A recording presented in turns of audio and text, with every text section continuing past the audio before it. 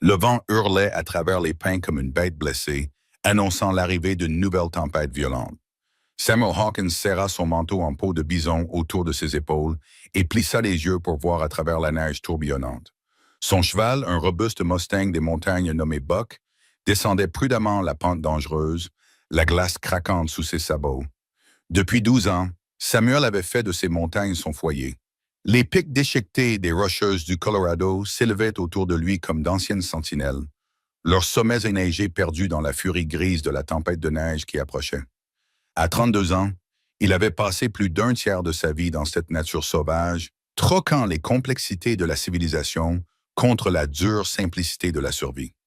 Ses mains, marquées et burinées par des années passées à poser des pièges et à dépecer du gibier, agrippaient les rênes avec une aisance acquise par l'habitude. Les sacoches en cuir derrière lui étaient remplies de peaux de castor et de loup, le butin d'un mois de trapage qui lui permettrait d'acheter suffisamment de sel, de munitions et de farine pour passer le pire de l'hiver. S'il parvenait à atteindre Pine Ridge avant que la tempête ne batte son plein, la ville apparaissait à travers la neige comme un mirage. Un groupe de bâtiments rudimentaires se blottissait contre le flanc de la montagne. La fumée s'élevait des cheminées pour être instantanément emportée par le vent. Samuel n'avait pas prévu de s'arrêter ici. Pine Ridge n'était pas son comptoir commercial habituel. C'était Clear Creek, à une journée de cheval plus au nord. Mais Buck boitait de la patte avant gauche et la tempête approchait à grands pas. Il guida son cheval dans la rue principale, passa devant le magasin général aux vitres givrées, puis devant le saloon, où la lumière jaune des lampes se répandait sur le trottoir en bois. La ville semblait inhabituellement calme pour une fin d'après-midi. Puis il l'entendit. Le son lointain d'un violon porté par le vent. La petite église au bout de la rue était illuminée. Des chevaux et des chariots s'y pressaient. Leurs propriétaires ne semblaient pas préoccupés par la tempête qui approchait.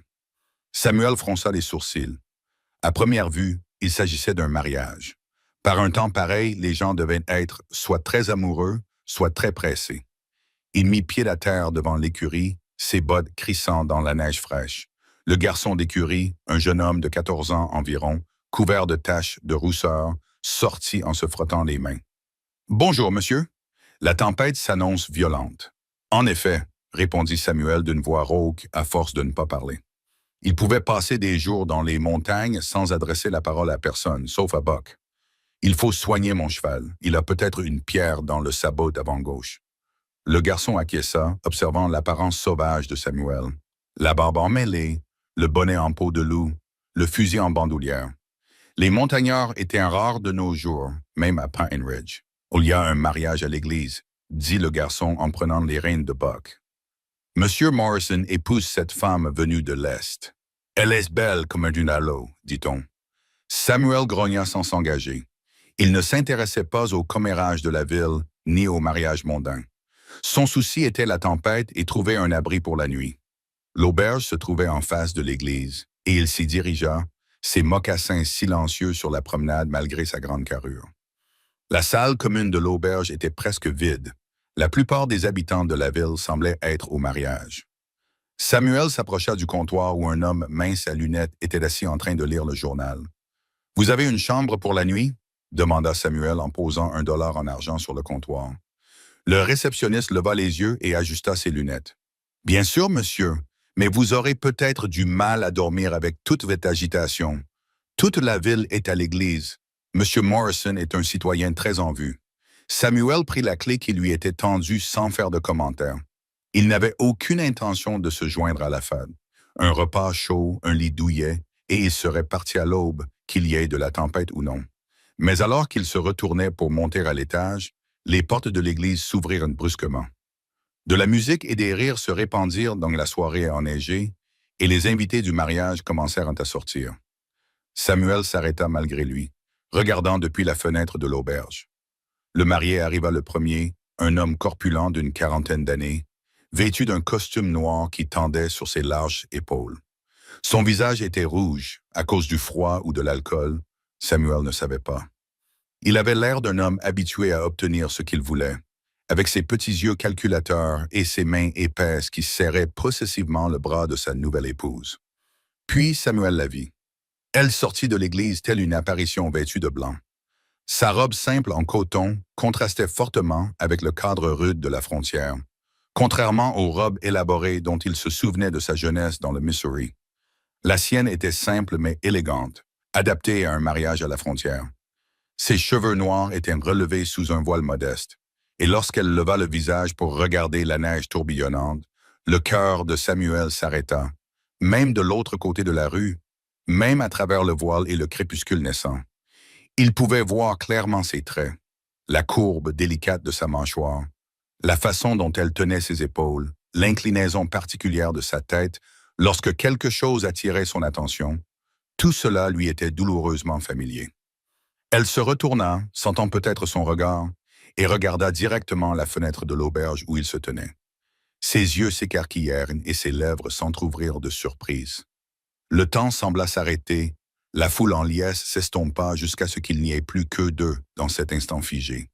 Puis elle bougea, Caléméon, malgré la poigne ferme de son nouveau mari sur son bras, malgré la foule qui les pressait, elle se libéra et marcha droit vers l'auberge. Sa robe blanche traînait dans la neige, mais elle ne semblait pas s'en apercevoir. Ses yeux ne quittaient pas le visage de Samuel.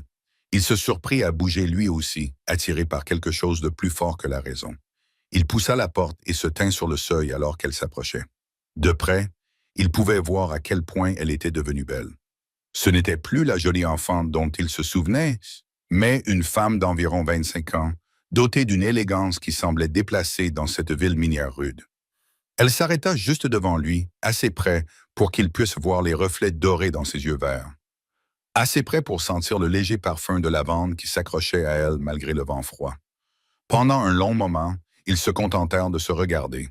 Puis elle parla, d'une voix douce mais claire malgré le vent. « Tu me reconnais, homme des montagnes? J'étais ta voisine quand tu étais enfant. » Ces mots frappèrent Samuel comme un coup physique. Elizabeth, Libby Turner, qui vivait dans la ferme voisine de celle de sa famille dans le Missouri. Libby qui l'avait aidé à attraper des lucioles dans des bocaux en verre et à pêcher dans le ruisseau à la recherche de pointes de flèches. Libby, dont la famille avait disparu une nuit terrible, lorsque leur grange avait brûlé, emportant son père avec elle. Libby. Sa voix sortit, incertaine. Elle sourit alors avec une expression triste et douce qui lui brisa presque le cœur. Personne ne m'a appelé ainsi depuis des années. C'est Elizabeth maintenant. Elizabeth Morrison. Il y a environ 10 minutes, derrière elle, les invités du mariage avaient remarqué son absence. Le marié, Morrison, se frayait un chemin parmi les invités, le visage assombri par la colère. « Tu es parti, » dit Samuel bêtement, incapable de formuler des pensées plus cohérentes. « Après l'incendie, vous êtes tous partis. Nous avons dû le faire. Mère ne supportait pas de rester, et oncle Théodore nous a proposé de nous héberger à Philadelphie. » Elle jeta un coup d'œil par-dessus son épaule à son mari qui s'approchait. « Je me suis toujours demandé ce que tu étais devenu, Samuel. Quand j'ai entendu parler d'un montagnard qui faisait du commerce dans la région, quelque chose m'a donné de l'espoir. » La voix d'Elizabeth Morrison résonna dans la rue. « Mais qu'est-ce que tu fais? » Elle tressaillit mais ne se retourna pas. Au lieu de cela, elle tendit la main et toucha celle de Samuel posée sur le cadre de la porte. Ses doigts s'étaient glacés.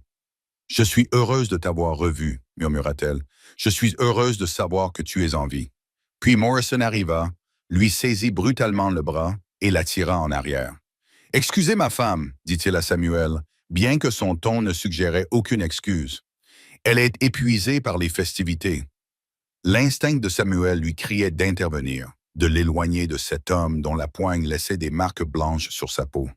Mais il connaissait les règles de la civilisation, même dans une ville frontalière. Elle était mariée maintenant.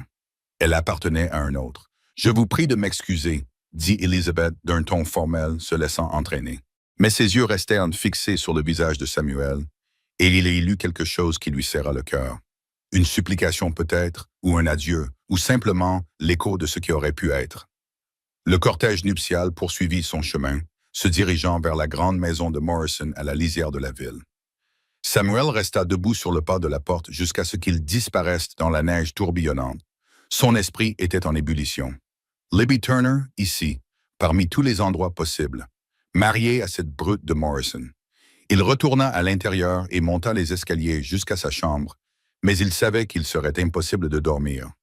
Dehors, La tempête faisait rage, faisant vibrer les fenêtres et hurlant à travers les interstices des murs.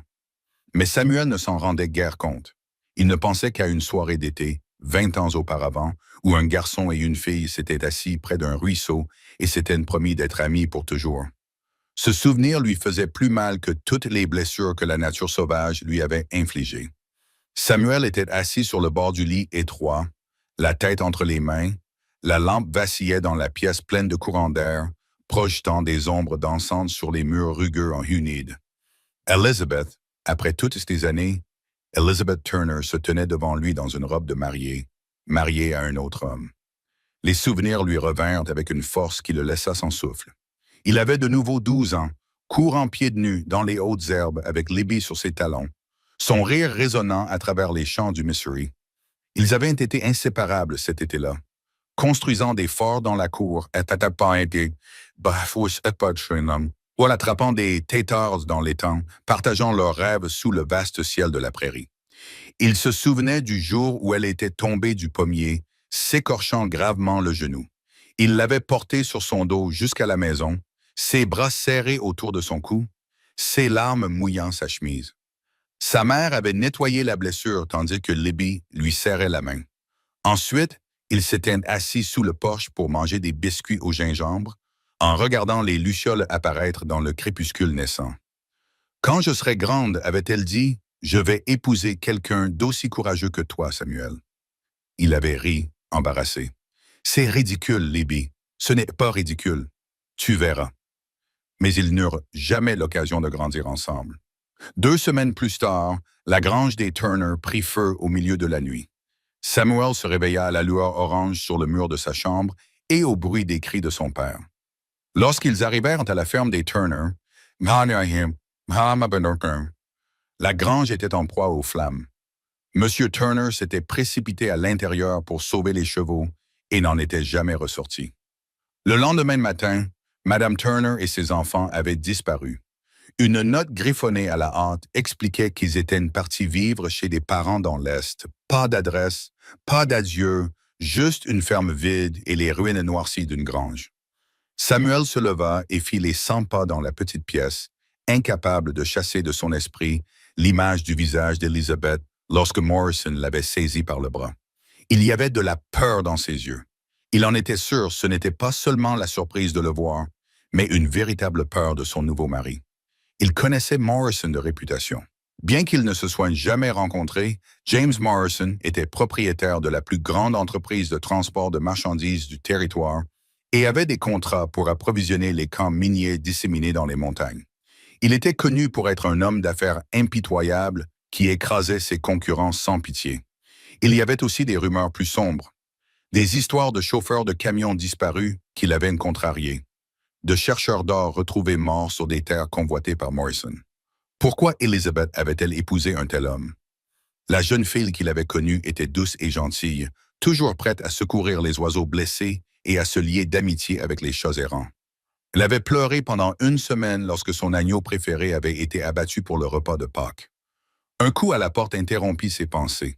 Samuel ouvrit et trouva le garçon d'écurie de tout à l'heure, couvert de neige.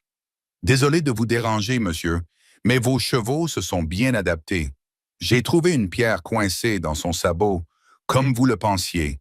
Il devrait être en forme demain matin. » Samuel tendit une pièce au garçon. « Vous étiez au mariage. » Le garçon acquiesça avec enthousiasme. Tout le monde y était, sauf ceux qui devaient travailler.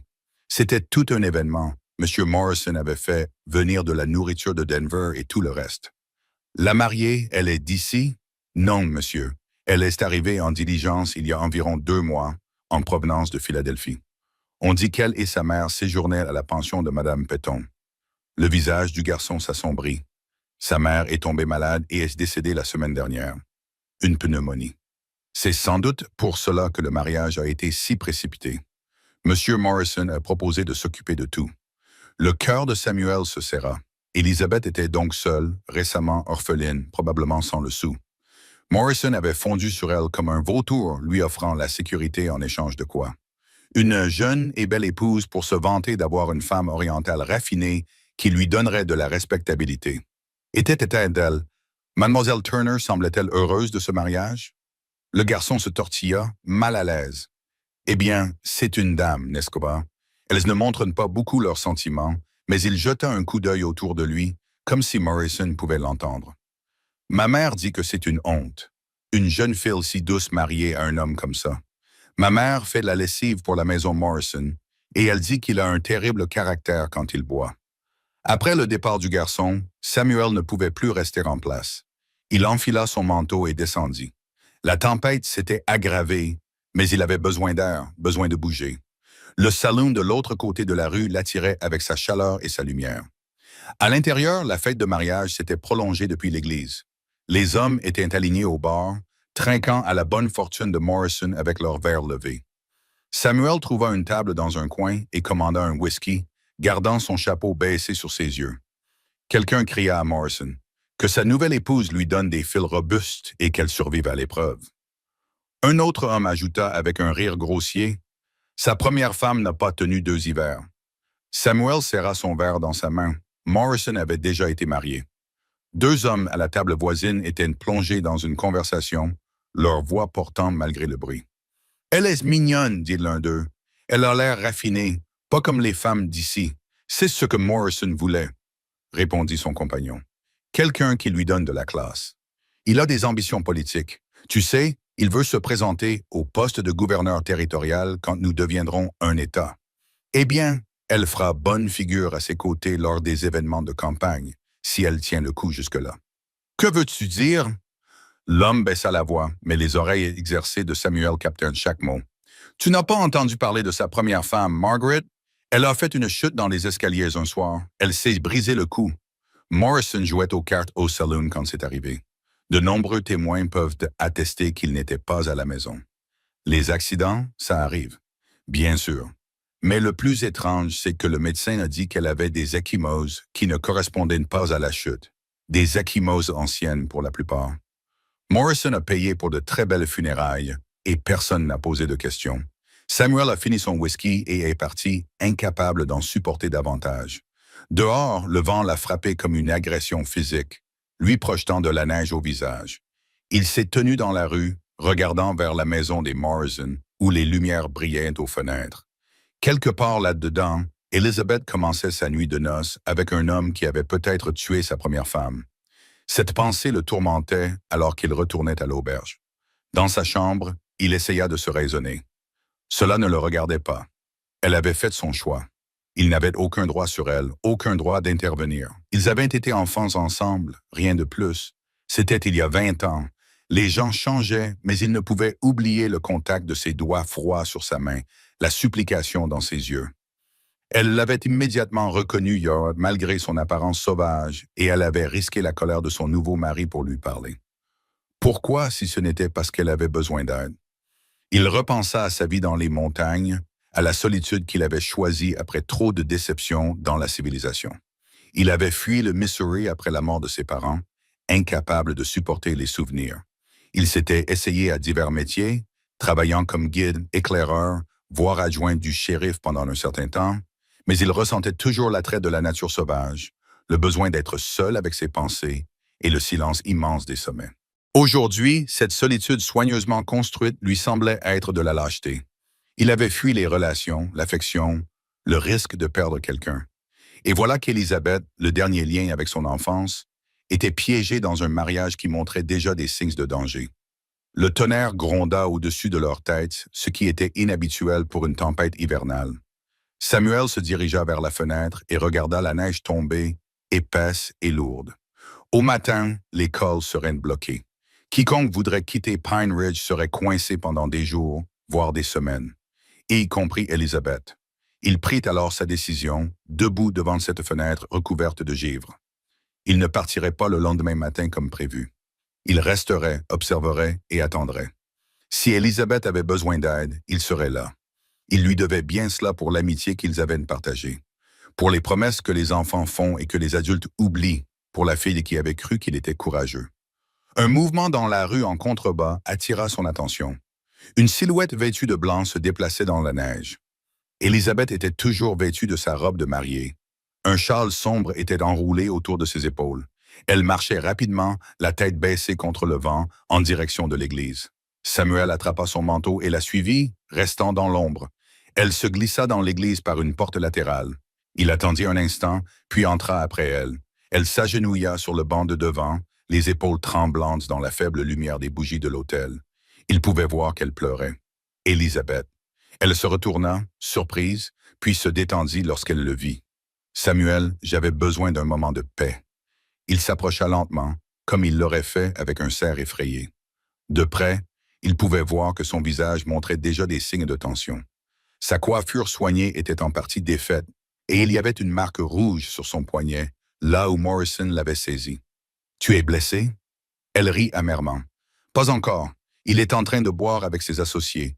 Je lui ai dit que je me sentais mal et que j'avais besoin d'air. » Elle leva les yeux vers lui et le désespoir dans son regard lui serra la poitrine. « Oh, Samuel, qu'ai-je fait? » Il s'assit à côté d'elle, en prenant soin de garder une distance convenable. « Le garçon d'écurie m'a dit que ta mère était décédée. Je suis désolé. Elle était tout ce qui me restait.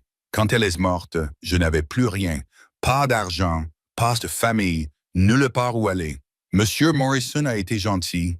Au début, il a payé les funérailles de ma mère, réglé nos dettes à la pension. Il a dit qu'il cherchait une femme, quelqu'un d'instruit et de raffiné. Il a présenté cela comme un arrangement commercial qui nous serait profitable à tous les deux. Et maintenant, elle toucha inconsciemment la marque sur son poignet. Maintenant, je réalise ce que j'ai échangé contre la sécurité. Elle se tourna soudainement vers lui. Pensez-vous parfois à cet été-là, avant l'incendie? Tous les jours, admit-il avant de pouvoir se retenir. Je pensais ne plus jamais vous revoir.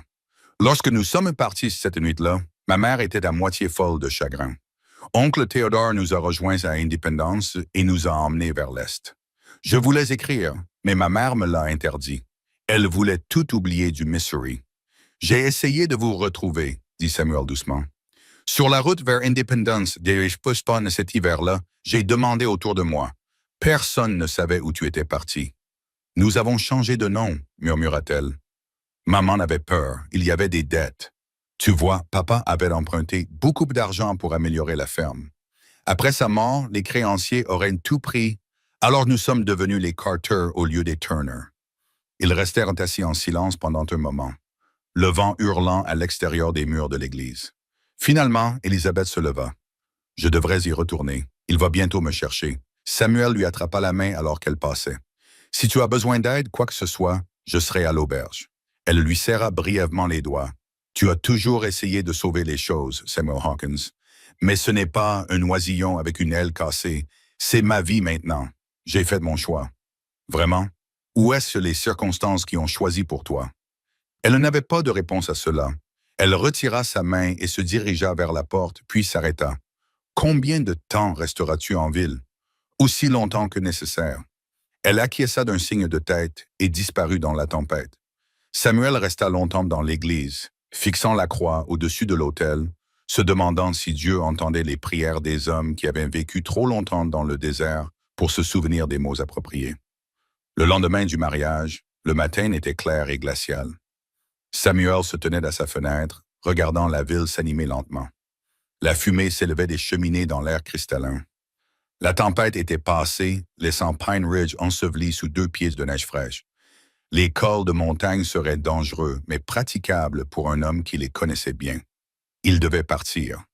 Tout son instinct, aiguisé par des années de survie, lui disait de préparer ses affaires, d'aller chercher Buck à l'écurie et de retourner dans sa cabane solitaire avant de se retrouver mêlé à des problèmes qui ne le concernaient pas. Mais il resta à la fenêtre, observant la maison des Morrison à la lisière de la ville, dont les fenêtres étaient sombres dans la lumière du petit matin. L'aubergiste, un homme jovial nommé Josiah Pritchard, servait le petit déjeuner lorsque Samuel descendit. « Bonjour, Monsieur Hawkins, le café est chaud et frais. » Samuel hocha la tête en signe de remerciement et s'assit près de la fenêtre. Il avait donné son vrai nom lors de son enregistrement, ne voyant aucun intérêt à mentir. « Quelle tempête hier soir !» continua Pritchard, en versant un café noir épais dans une tasse ébréchée. Mais pas aussi violente que celle qui s'est abattue sur la maison des Morrison, je parierais. Samuel leva brusquement les yeux. « Que voulez-vous dire? » Pritchard jeta un coup d'œil autour de la salle à manger vide et se pencha vers lui. « Madame Dobbs, qui s'occupe du ménage là-bas, est venue tôt ce matin pour faire le plein de provisions. Elle a dit qu'il y avait eu beaucoup d'agitation la nuit dernière. Des cris, des objets cassés, la nouvelle maîtresse de maison. Madame Morrison s'est enfermée dans sa chambre le soir de sa nuit de noces. C'est ce qui fait jaser. Monsieur Morrison frappait à la porte, exigeant qu'elle sorte. Il a réveillé toute la maisonnée. Pritchard secoua la tête. Ce n'est pas un bon début pour un mariage, si vous voulez mon avis. Samuel serra fermement sa tasse de café. Est-ce vrai? Madame Morrison va bien? D'après ce que l'on sait, Madame Doe a dit qu'elle l'avait entendu pleurer, mais la porte est restée fermée toute la nuit.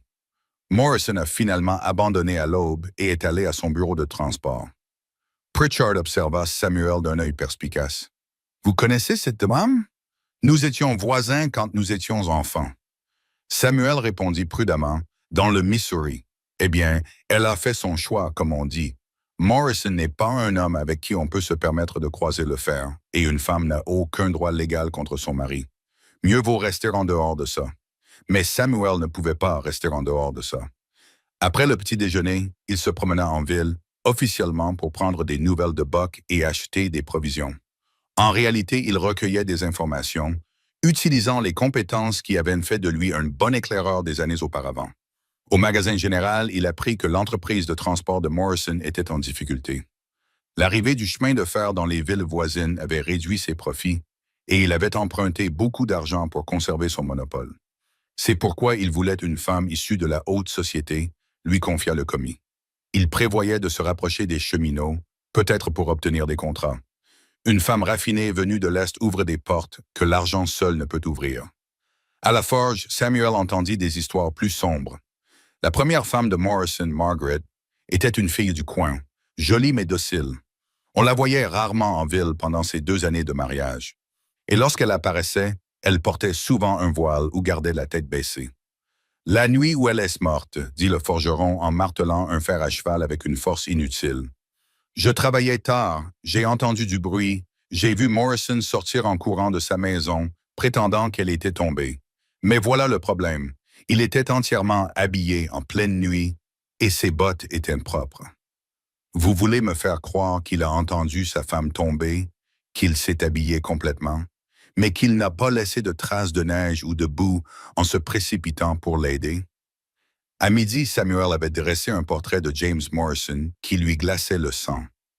Un homme animé par l'ambition et la cupidité qui considérait les gens comme des possessions à utiliser et à jeter.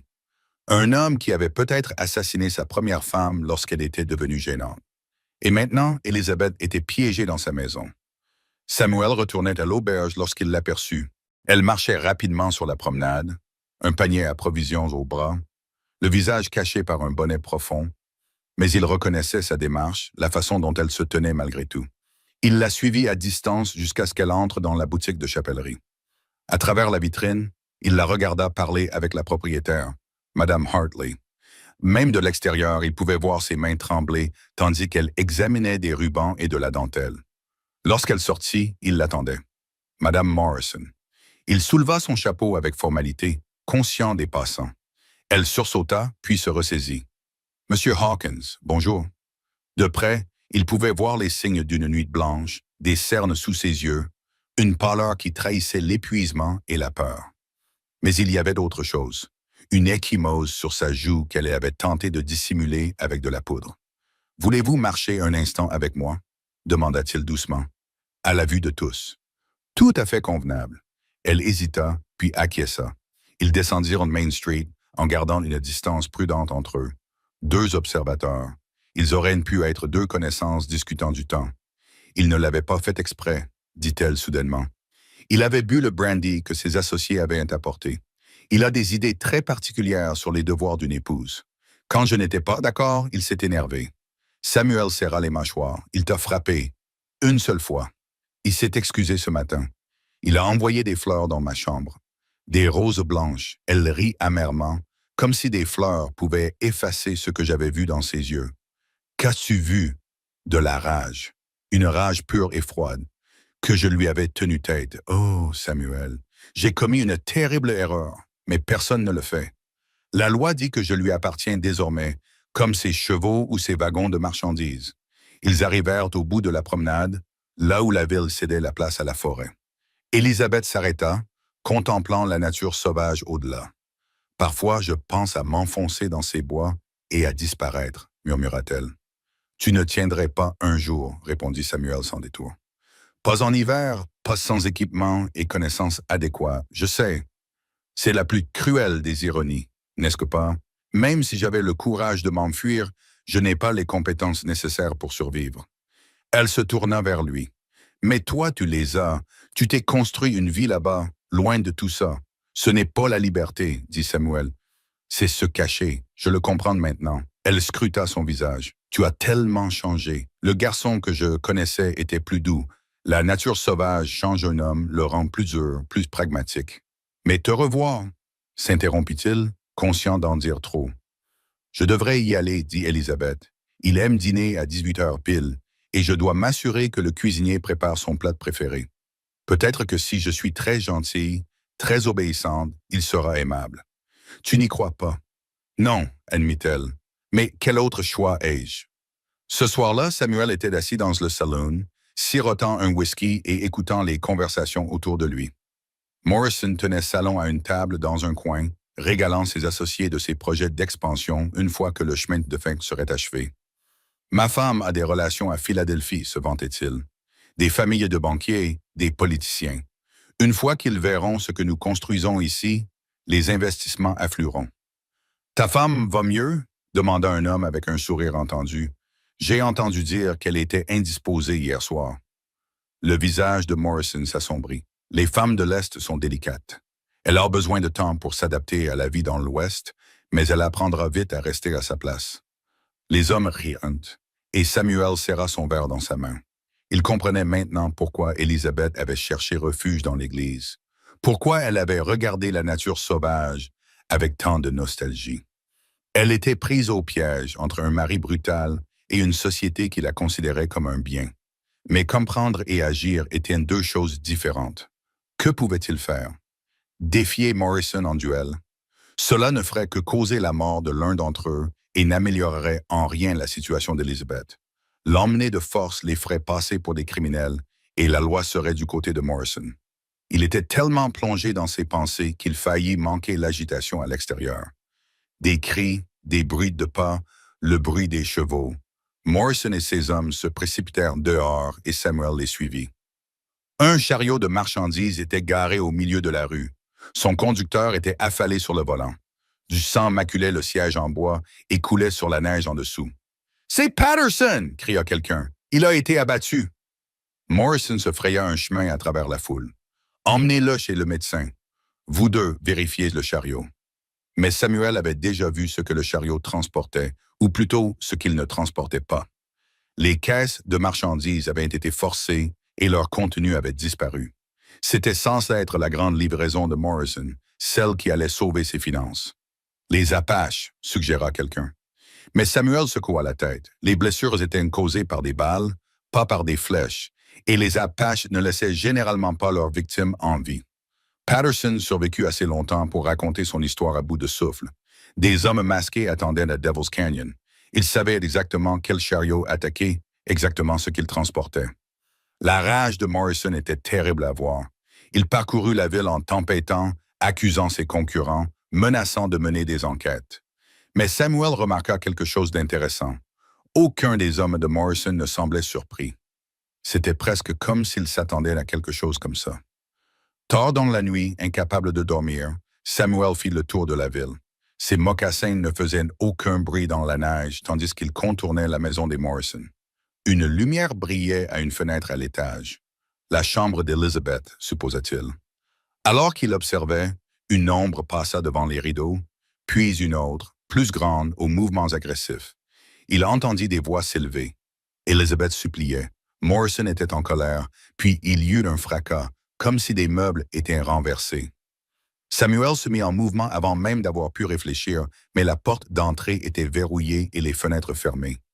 Il resta debout dans la neige, les poings serrés, écoutant les bruits de lutte au-dessus de lui. Puis le silence. La lumière s'éteignit. Samuel attendit, tous les muscles tendus, prêt à enfoncer la porte s'il entendait Elizabeth crier, mais aucun bruit ne venait de la maison plongée dans l'obscurité. Finalement, à l'approche de l'aube, il retourna à l'auberge, l'esprit en ébullition. Il fallait faire quelque chose. Elizabeth ne pouvait pas supporter cette vie, et Morrison allait de plus en plus loin. La perte de sa cargaison allait le rendre désespéré, et les hommes désespérés sont dangereux. En entrant dans sa chambre, Samuel prit une décision.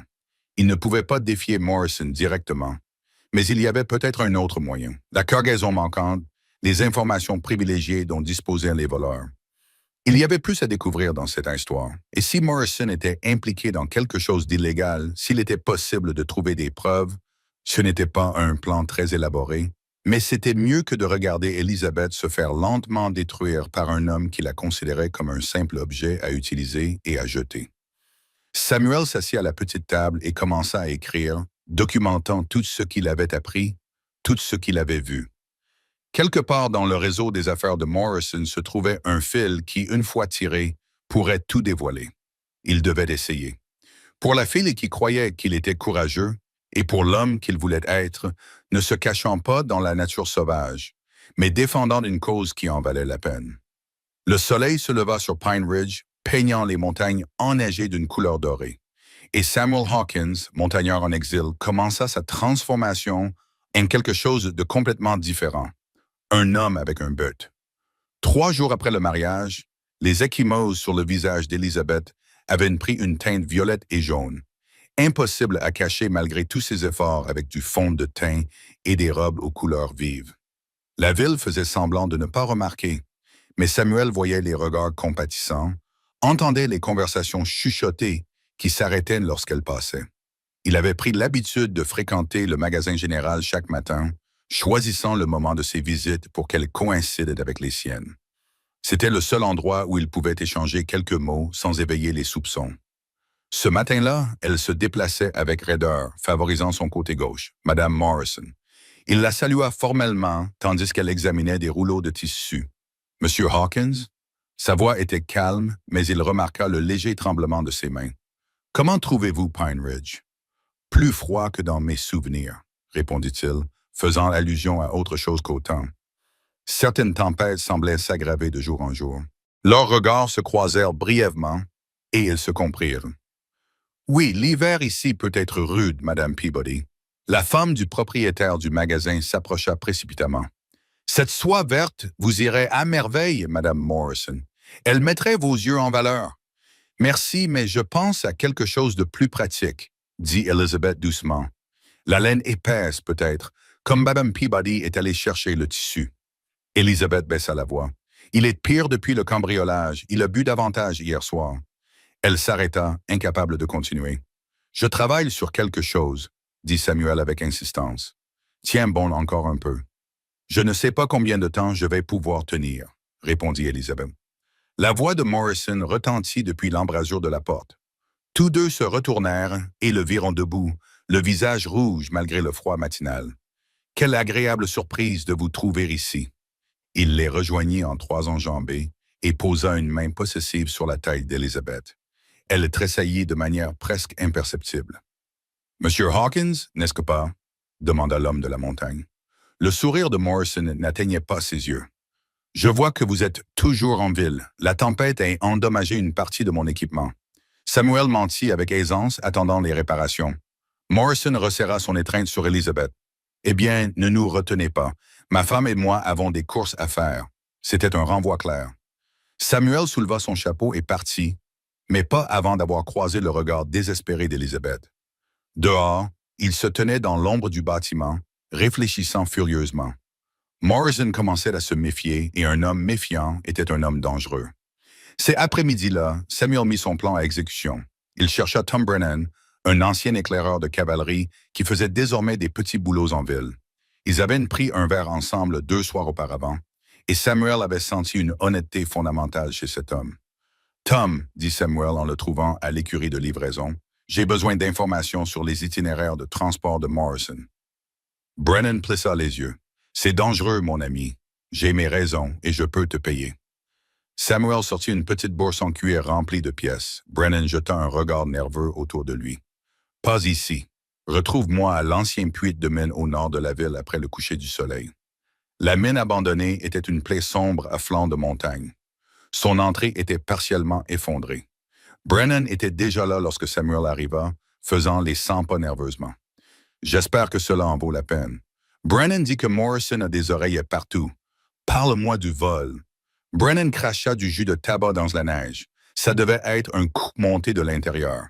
Il savait exactement quel chariot, à quel moment il passerait Devil's Canyon. Seul Morrison et ses hommes de confiance connaissaient l'horaire. Qui aurait le culot de voler Morrison? Ça pourrait être des concurrents, ça pourrait être quelqu'un au sein de sa propre organisation qui en avait marre d'attendre sa part. Brennan fit une pause. Ou ça pourrait être Morrison lui-même. Samuel haussa les sourcils. Voler sa propre cargaison. Réfléchissez-y. Il est criblé de dettes, ses créanciers lui soufflent dans le cou. Mais il a assuré cette cargaison pour le double de sa valeur en cas de vol. Il encaisse l'argent de l'assurance, rembourse une partie de ses dettes et les marchandises existent toujours quelque part pour être vendues plus tard. Pouvez-vous le prouver? Moi, non. Mais il y a quelqu'un qui pourrait le faire. Clarence Headley, le comptable de Morrison. Un petit bonhomme nerveux. Il a toujours l'air sur le point de sortir de ses gonds. Si Morrison falsifie les comptes, Headley le saurait. Samuel remercia Brennan et le paya, puis retourna en ville. Les pièces du puzzle se mettaient en place. S'il pouvait obtenir des preuves de fraude à l'assurance, cela suffirait peut-être à faire tomber Morrison. Le lendemain matin, une nouvelle inquiétante arriva. Madame Dobbs, la femme de ménage, était arrivée tôt, le visage grave. « C'est Madame Morrison, dit-elle à Pritchard à voix basse. Elle est tombée malade. Du moins, c'est ce que dit M. Morrison. Elle est alitée. Aucune visite n'est autorisée. » Samuel sentit son sang se glacer.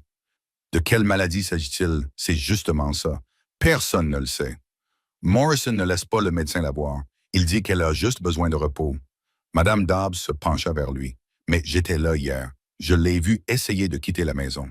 Morrison l'a rattrapée à la porte. Il l'a traînée à l'intérieur. Les bruits qui ont suivi, elle frissonna. Samuel ne pouvait plus attendre. Le soir même, il localisa la modeste maison de Clarence Headley dans le quartier pauvre de la ville. Le comptable ouvrit la porte lui-même, un homme maigre, au regard nerveux. « Monsieur Headley, je m'appelle Samuel Hawkins. Je dois vous parler de James Morrison. » Le visage de Headley pâlit. « Je ne vois pas de quoi vous parlez. Je ne suis qu'un comptable qui a documenté des demandes d'indemnisation frauduleuses, » dit Samuel calmement. « Je suis au courant du faux cambriolage et je pense que vous voulez vous retirer avant que Morrison ne décide que vous en savez trop. » Pendant un instant, Headley sembla prêt à claquer la porte. Puis ses épaules s'affaissèrent. « Entrez vite. » Le petit salon était exigu mais bien rangé.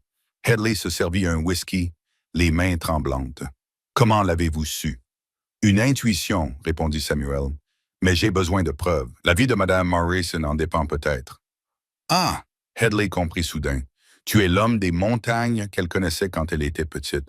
Morrison n'arrête pas de parler de toi. Tu vas m'aider? » Headley resta silencieux pendant un long moment. « Alors il va la tuer. Tu sais, comme Margaret. Peut-être pas tout de suite, mais tôt ou tard, quand elle ne lui sera plus utile ou quand elle lui aura désobéi une fois de trop. Alors aide-moi à l'en empêcher. J'ai les registres, dit finalement Headley. 2 séries, une pour les autorités, une autre qui est authentique. Elle montre tout. Les dettes, les polices d'assurance, les paiements aux hommes qui ont mis en scène le braquage. Mais si Morrison découvre que je te les ai donnés, il ne le fera pas. Nous ferons attention. Headley se dirigea vers un panneau caché dans le mur et en sortit plusieurs livres reliés en cuir. Prends-les. Cela fait des mois que je veux partir, mais j'avais trop peur. C'est peut-être ma chance. Samuel glissa les registres dans son manteau. Quittez la ville ce soir. Prenez la dernière diligence pour Denver. Et Maman Morrison? Je m'en occuperai. Mais alors que Samuel quittait la maison de Headley, il vit des flammes s'élever en direction de la maison des Morrison. Le cœur battant à tout rompre, il courut dans les rues et rejoignit la chaîne humaine qui s'était déjà formée.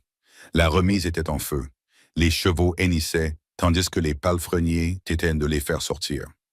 Morrison, vêtu d'une chemise de nuit, donnait des ordres à voix haute, et la silhouette se découpant à la fenêtre à l'étage, Elizabeth frappait contre la vitre. « Elle est enfermée !» cria quelqu'un.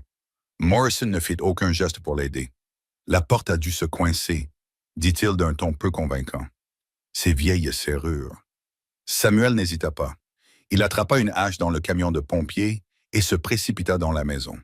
La fumée était épaisse, mais il connaissait la disposition des lieux grâce à sa surveillance.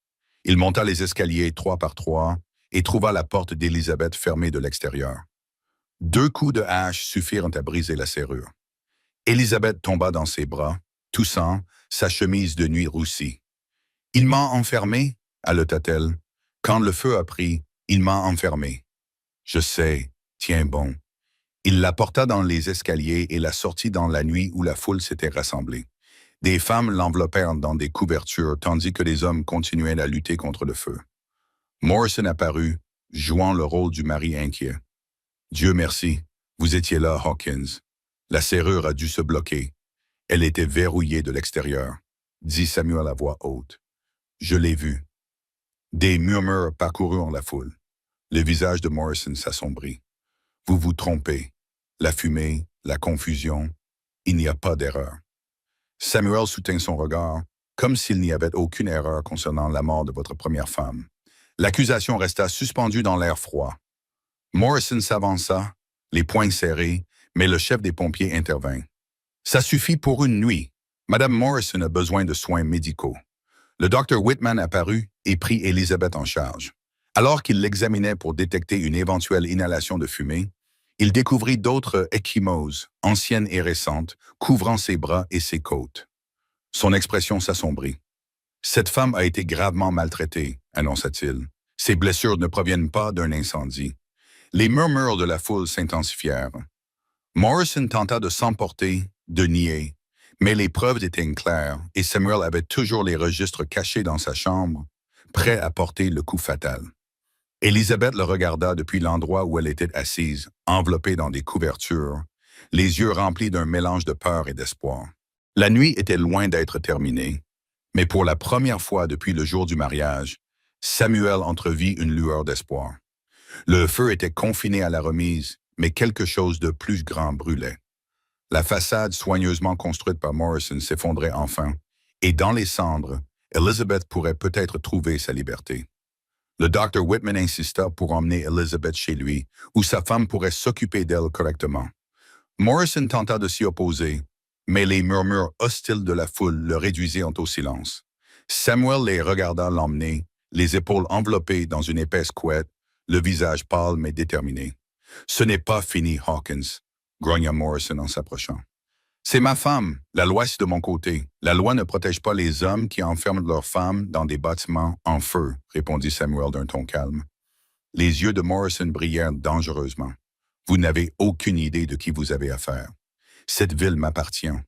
C'est ce qu'on verra. » Samuel retourna à l'auberge et récupéra les registres de Headley. Les preuves étaient accablantes. Faux manifestes, demandes d'indemnisation gonflées, paiements aux hommes qui avaient mis en scène le vol. Morrison avait saigné à blanc sa propre entreprise, utilisant l'argent de l'assurance pour rembourser ses dettes de jeu et ses investissements ratés. Le lendemain matin, Samuel apporta les registres au juge Carlton, le juge itinérant, qui se trouvait en ville pour la session mensuelle du tribunal. Carlton était l'un des rares fonctionnaires que Morrison ne pouvait pas acheter. Il vivait à Denver et avait la réputation d'être d'une honnêteté obstinée. « C'est une affaire sérieuse, Monsieur Hawkins, » dit Carlton après avoir examiné les documents. « Fraude à l'assurance, complot, vol. Si ces registres sont authentiques, ils le sont. C'est Clarence Headley qui les a conservés. Il a déjà quitté la ville, craignant pour sa vie. » Carlton acquiesça lentement. « Je vais immédiatement délivrer des mandats, mais Morrison a des amis puissants. Cela pourrait mal tourner. » Cela tourna mal plus vite que quiconque ne l'avait prévu. À midi, les hommes de Morrison recherchaient Samuel, fouillant l'auberge, les écuries, tous les endroits où il aurait pu se cacher. Mais Samuel avait anticipé cela. Il avait déménagé dans une cabane abandonnée à la périphérie de la ville qu'il avait repérée quelques jours plus tôt. De là, il regardait l'empire de Morrison commencer à s'effondrer. Le shérif, contraint par les mandats du juge Carlton, arrêta 2 des hommes de Morrison qui avaient participé au faux cambriolage. Face à la perspective d'une peine de prison, ils se retournèrent rapidement contre leur employeur, mais Morrison lui-même resta en liberté, affirmant que les accusations avaient été fabriquées de toutes pièces par des rivaux commerciaux. Elizabeth resta piégée dans un vide juridique, en sécurité pour le moment chez le Dr. Whitman, mais toujours considérée comme l'épouse de Morrison aux yeux de la loi. Ce soir-là, Madame Whitman apporta un message à Samuel. Elizabeth voulait le voir. Il la trouva assise près du feu dans le salon des Whitman, l'air fragile mais résolu. Les ecchymoses sur son visage avaient encore foncé, témoignant de la brutalité de Morrison. « Samuel, dit-elle doucement lorsqu'il entra. « Merci. Si vous n'aviez pas enfoncé cette porte. »« N'y pensez plus, dit-il en prenant une chaise en face d'elle. « Comment vous sentez-vous? »« J'ai mal, je suis fatigué, mais je suis en vie. » Elle esquissa un faible sourire. Madame Whitman dit que Morrison est venu 3 fois, exigeant que je rentre à la maison. Le docteur refuse de le laisser entrer. « Tant mieux, vous êtes en sécurité ici pour l'instant, dit-il l'air troublé. Mais il a raison au sujet de la loi. Je suis sa propriété. Je devrais finir par y retourner. Non, dit Samuel fermement. Nous trouverons un autre moyen. Quel moyen? Le divorce est presque impossible, surtout pour une femme. Je n'ai pas d'argent pour payer un avocat, ni de motif que le tribunal accepterait. Quelques bleus ne suffisent pas. Des femmes subissent une pire chaque jour, et la loi ne fait rien. Samuel se pencha en avant. Et si Morrison allait en prison pour fraude?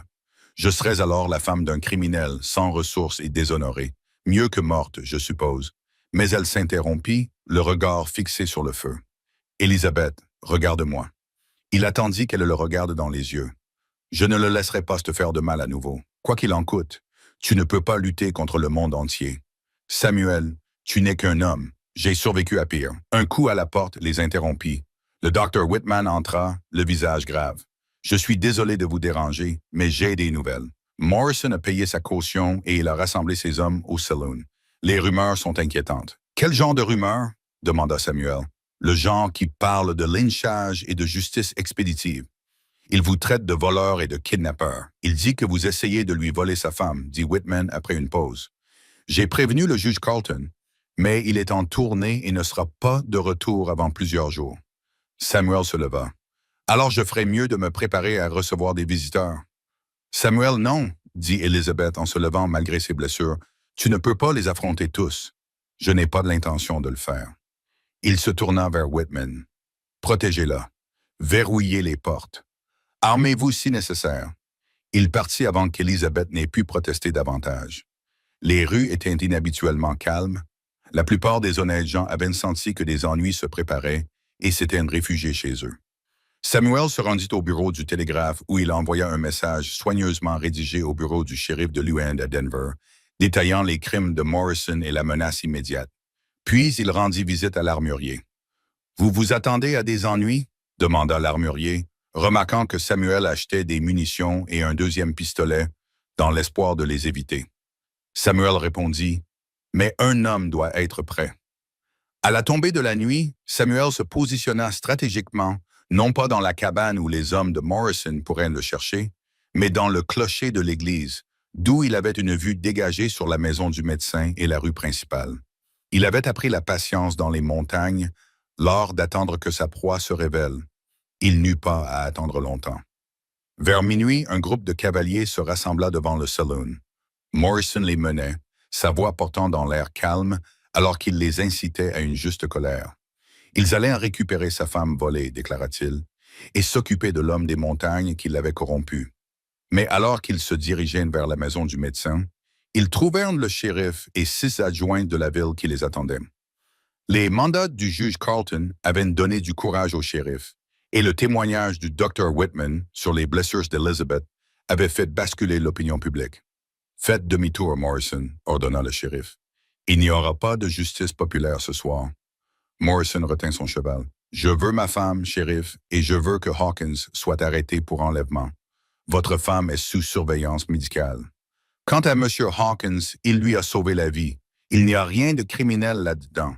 Il lui a rempli la tête de mensonges. Il l'a monté contre moi. »« D'après ce que j'ai vu, c'est vous qui avez fait cela, » répondit calmement le shérif. « Maintenant, dispersez-vous tous avant que quelqu'un ne fasse quelque chose qu'il regrettera. » Pendant un moment tendu, la violence flottait dans l'air comme de la fumée.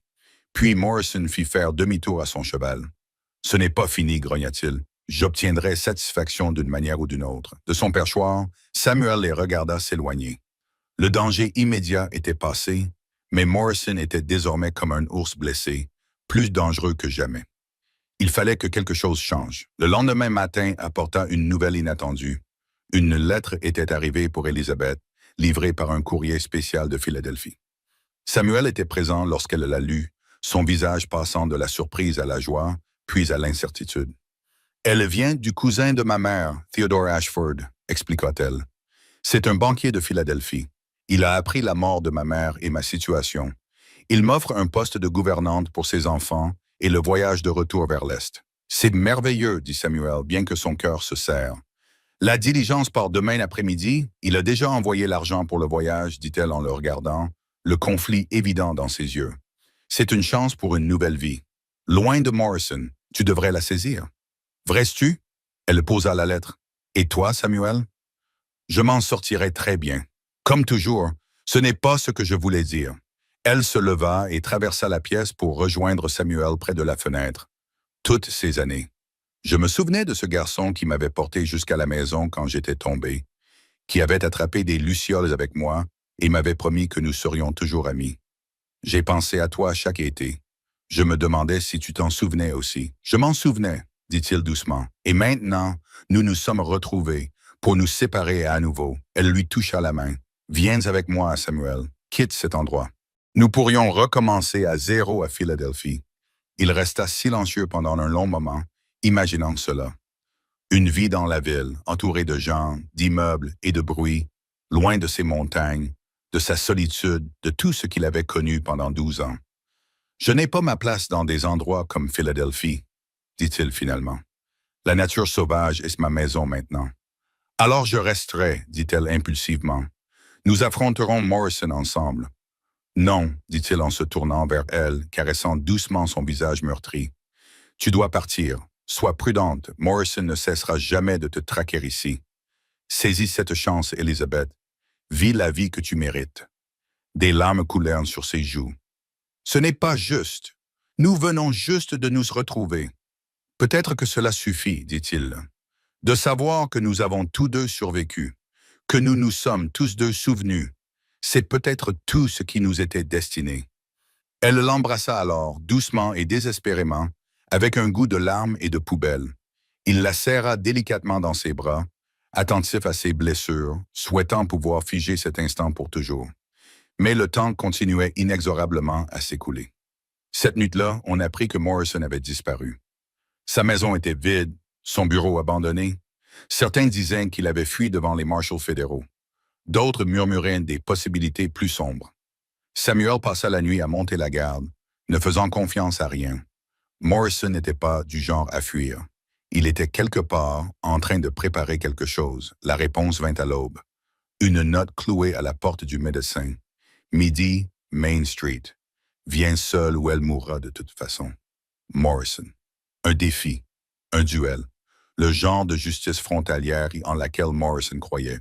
Samuel montra la note au shérif, qui secoua la tête. Je ne peux pas permettre cela. Les duels sont illégaux, et si je ne me présente pas, il trouvera un autre moyen, un autre moment. Au moins, comme ça, tout sera terminé aujourd'hui. Le shérif resta silencieux, sachant que Samuel avait raison. Morrison avait tout perdu. Son entreprise, sa réputation, sa femme. Il ne lui restait plus que la rage et le désir de vengeance. « Je serai là », dit finalement le shérif, « pour m'assurer que tout se passe dans les règles. C'est tout ce que je peux faire. » Samuel passa la matinée à se préparer. Il nettoya ses pistolets, vérifia ses munitions, fit la paix avec les dieux qui écoutent les hommes comme lui. À 11h30, il alla voir Elizabeth une dernière fois. « Ne pars pas, le supplia-t-elle. Nous pouvons partir ensemble maintenant. Oublie la scène. Oublie tout. Fuis simplement. Il te suivra. Tu sais qu'il le fera. C'est la seule façon d'être vraiment libre. » Elle s'accrocha à lui et il respira le parfum de ses cheveux, le mémorisant. Puis il s'éloigna doucement. « Si quelque chose arrive, rien n'arrivera, » l'interrompit-elle avec férocité. « Tu vas gagner et je vais monter dans cette diligence et un jour, quand Morrison ne sera plus qu'un mauvais souvenir, tu viendras me retrouver à Philadelphie. » Il sourit tristement, embrassa son front et partit sans un mot. Ils savaient tous les deux la vérité, que certains canyons étaient trop profonds pour être franchis, certaines blessures trop anciennes pour guérir, mais c'était un beau rêve et il la laisserait le garder. L'horloge de la tour sonna midi lorsque Samuel s'engagea dans la rue. Le soleil de midi projetait de courtes ombres sur Main Street, tandis que Samuel marchait vers son destin. La ville s'était vidée, les volets étaient fermés, les portes barricadées. Même le saloon était silencieux, mais il savait qu'ils observaient derrière les rideaux et à travers les fissures dans les murs. La ville entière retenait son souffle. Morrison attendait au milieu de la rue, vêtu de noir comme un croque-mort. Son visage portait les traces des ravages des derniers jours, mal rasé, les yeux creux, mais brûlants d'une terrible détermination. « Je savais que tu viendrais !» cria Morrison, trop fier pour fuir. « Ce n'est pas une question de fierté !» répondit Samuel en s'arrêtant à 20 pas de lui. « Il s'agit de mettre fin à tout cela avant que quelqu'un d'autre ne soit blessé. » De nobles paroles de la part d'un voleur. La main de Morrison se posa près de son étui. « Tu m'as tout pris. Mon commerce, ma réputation, ma femme. Tu as perdu ces choses toi-même. Je n'ai fait que te montrer le miroir. » Le shérif sortit de la prison et se plaça sur le côté. Cela n'a pas lieu d'être. Morrison, rendez-vous maintenant. Affrontez les accusations légalement. Morrison rit amèrement. Légalement? Il n'y a pas de loi ici, sauf celle que l'homme se fait lui-même. Il se concentra sur Samuel. Quand j'en aurai fini avec vous, elle n'aura nulle part où fuir. Une veuve a encore moins de droits qu'une épouse. Samuel serra les mâchoires. Il soupçonnait Morrison de voir le veuvage d'Elizabeth comme une occasion de la récupérer. Aussi tordu que fût cette logique. « Quand tu seras prêt, » dit Samuel calmement. Le temps ralentit. Une mauvaise herbe roulait dans la rue entre eux. Un chien aboya quelque part. Les yeux de Morrison se plissèrent, trahissant son intention, une fraction de seconde avant que sa main ne bouge. Les deux hommes dégainèrent simultanément. Le bruit des coups de feu résonna sur les bâtiments, suivi d'un deuxième coup si proche qu'il ressemblait à un rugissement prolongé. Morrison tituba, serrant son épaule droite où la balle de Samuel l'avait touché. Son arme tomba de ses doigts, engourdie. Mais Samuel vacilla également, le sang se répandant sur son flanc gauche où la balle de Morrison l'avait atteint. « Maudit sois-tu » halta Morrison en tombant à genoux. « Je n'ai même pas réussi à te tuer correctement. » Samuel s'avança d'un pas chancelant, gardant son arme pointée sur l'homme blessé. « C'est fini, Morrison. Laisse-la partir. » Morrison leva les yeux. Son visage était déformé par la douleur et la rage. Puis, rapide comme l'éclair, sa main gauche se porta vers sa botte, d'où il sortit un Derringer caché. Le fusil du shérif crépita avant que Morrison n'ait pu viser. Le petit pistolet s'envola de la main de Morrison qui s'effondra en arrière dans la poussière. « Il est vivant », annonça le shérif après avoir vérifié. « Mais il ne pourra plus jamais utiliser ce bras. » Samuel s'agenouilla, pressant sa main contre son flanc ensanglanté. Le monde bascula étrangement et il entendit des pas précipités. La voix d'Elizabeth l'appelant. « Ne fais pas ça », parvint-il à dire alors qu'elle s'agenouillait à ses côtés.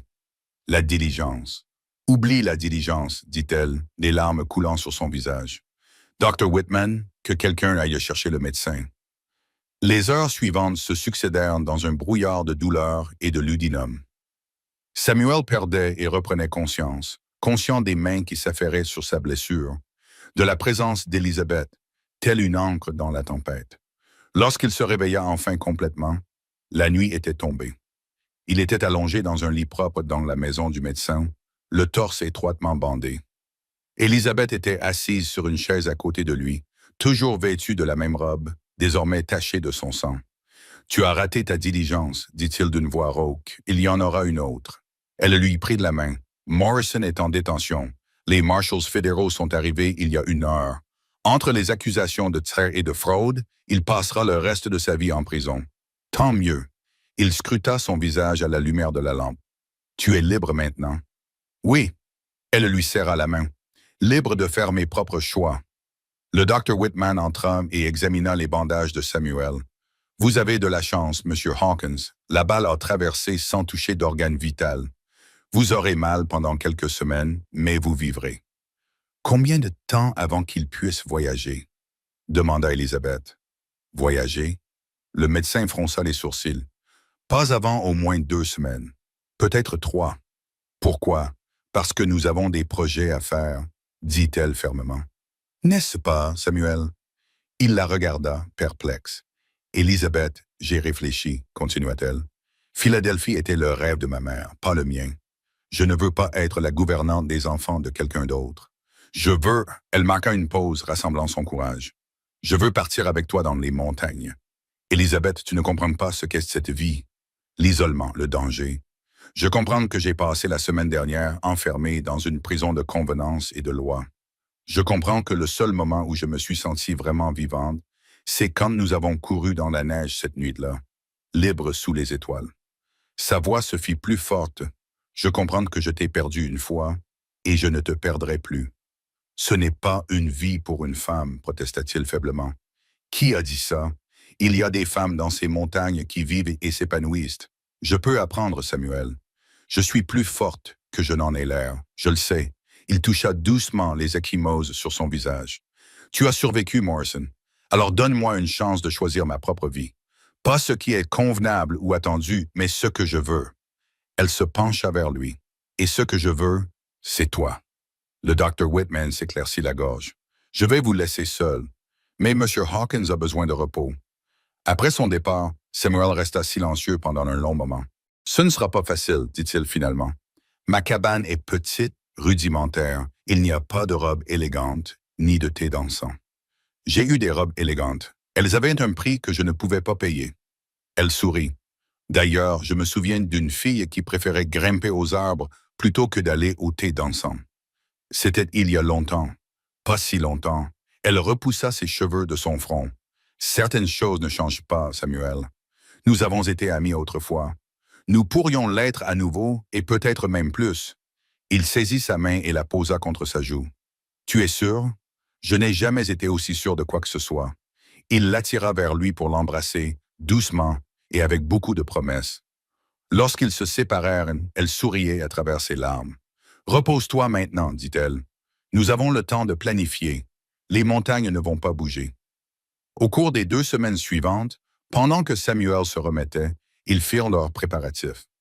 Élisabeth vendit les bijoux que Morrison lui avait offerts, des babioles sans valeur qui financèrent les provisions nécessaires à leur nouvelle vie. Elle échangea ses robes en soie contre des vêtements pratiques en laine et en cuir, ses chaussures délicates contre des bottes robustes. Les habitants de la ville observaient la scène avec un mélange de scandale et d'admiration.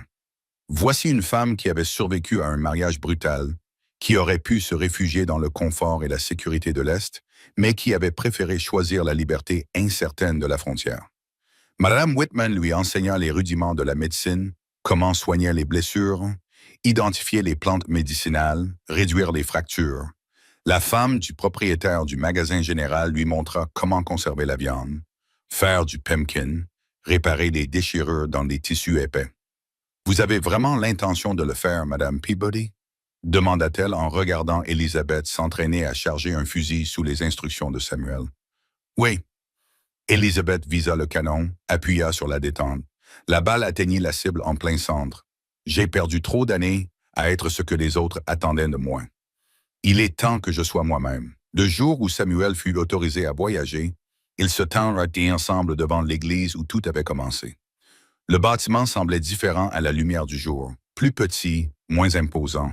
« Des regrets? » demanda Samuel. « Seulement que nous ayons mis si longtemps à nous retrouver. » Elle ajusta le sac sur ses épaules. Elle avait insisté pour porter ses propres affaires. « Je suis prête. » Ils quittèrent Pine Ridge alors que le soleil se levait sur les montagnes, peignant les sommets d'or et de rose. Buck portait Samuel, tandis qu'Elizabeth montait une jument robuste qu'elle avait baptisée Liberty. Un nom qui lui allait bien, pensa Samuel. La ville s'éloigna derrière eux, et la nature sauvage s'ouvrit devant eux comme une promesse. Des défis les attendaient, des hivers rigoureux, des animaux sauvages dangereux, les 1000 difficultés de la vie à la frontière. Mais il y aurait aussi la liberté, un travail honnête et la chance de construire quelque chose ensemble.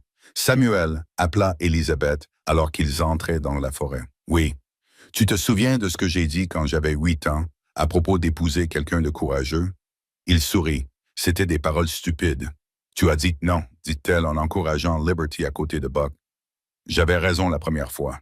Ils s'enfoncèrent dans les montagnes, vers leur nouvelle vie, laissant le passé derrière eux comme de la fumée dans le vent. Quelque part au-dessus d'eux, un aigle poussa un cri de bienvenue, et Samuel sentit quelque chose se détendre dans sa poitrine, qui était oppressée depuis 20 ans. Il ne se cachait plus dans la nature sauvage. Il rentrait chez lui et emmenait avec lui la seule personne qui rendait ce foyer complet. Le soleil montait dans le ciel, réchauffant leurs visages malgré la neige, et les montagnes les embrassaient comme de vieux amis accueillant des voyageurs après un long et difficile périple. Le bruit des coupes de feu brisa le silence de la montagne. Samuel plongea derrière un tronc d'arbre tombé, tirant Elizabeth avec lui alors que l'écorce explosait à l'endroit où leur tête se trouvait auparavant. Les hommes de Morrison les avaient trouvés. « Restez baissés », siffla Samuel en vérifiant son fusil. Ils étaient à 2 jours de Pine Ridge, suivant un sentier étroit à travers une dense forêt de pins. Il avait été imprudent, baissant sa garde trop tôt. Un autre coup de feu retentit, puis la voix de Morrison, mais sans équivoque. « Pensez-vous que les murs de la prison pourraient me retenir, Hawkins? »« J'ai des amis haut placés. » Samuel jura entre ses dents. Morrison avait dû s'échapper pendant son transfert. Il avait probablement soudoyé les gardes.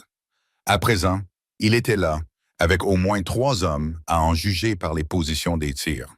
« Laisse la femme partir, Morrison, » cria Samuel. « C'est entre nous. Elle a fait son choix. Elle mourra avec toi, » répondit Morrison d'un ton hargneux. Elizabeth se blottit contre Samuel, son nouveau fusil prêt à tirer. Malgré la terreur qu'elle devait ressentir, ses mains étaient fermes. Combien sont-ils? 4, peut-être 5. Ils nous tiennent en échec. Samuel étudia leur position. Le sentier devant eux contournait une falaise abrupte. Derrière eux, le chemin qu'ils avaient emprunté était exposé. Mais à leur gauche, un amas de rochers massifs offrait une couverture potentielle. « Quand je commencerai à tirer, cours vers ces rochers, » murmura-t-il. « Ne t'arrête sous aucun prétexte. Nous partons ensemble ou pas du tout, dit-elle fermement. Il n'y avait pas le temps de discuter. Samuel se leva légèrement, tira 3 coups rapides pour faire baisser la tête aux hommes de Morrison, puis attrapa la main d'Elizabeth. Ils se mirent à courir vers les rochers, tandis que les coupes de feu éclataient derrière eux. Samuel sentit une balle effleurer son manteau. Elizabeth poussa un cri et trébucha, mais continua à courir. Il plongeait en derrière le plus gros rocher, juste au moment où les balles éclataient de la pierre à l'endroit où il se trouvait. « Tu es touché? » Samuel l'examina frénétiquement. Juste une égratignure au bras. Elle lui montra une déchirure dans sa manche, du sang s'écoulant à travers. « Je vais bien, mais ils étaient loin d'aller bien. » Les hommes de Morrison se dispersaient, essayant de les encercler. Leurs chevaux s'étaient enfuis au premier coup de feu, emportant la plupart de leurs provisions. Samuel avait son fusil, son pistolet et toutes les munitions qu'il transportait. Elizabeth avait son fusil et le couteau qu'il lui avait appris à utiliser. « Rendez-vous et je vous épargnerai. Appela Morrison. Continuez à vous battre et je vous ferai la regarder mourir lentement. » Samuel serra les mâchoires. Il savait que Morrison pensait chaque mot. Le désir tordu de cet homme pour Elizabeth s'était transformé en rage meurtrière lorsqu'elle avait choisi la liberté plutôt que lui. « Samuel, » murmura Elizabeth, « il y a un passage entre ces rochers. Je peux voir la lumière du jour. » Il regarda dans la direction qu'elle lui indiquait. Un passage étroit traversait le champ de rochers, à peine assez large pour une personne. Il pouvait les mener à la sécurité ou les piéger complètement. Un coup de feu ricocha sur le rocher près de la tête de Samuel. Les hommes de Morrison se rapprochaient, utilisant les abris pour avancer.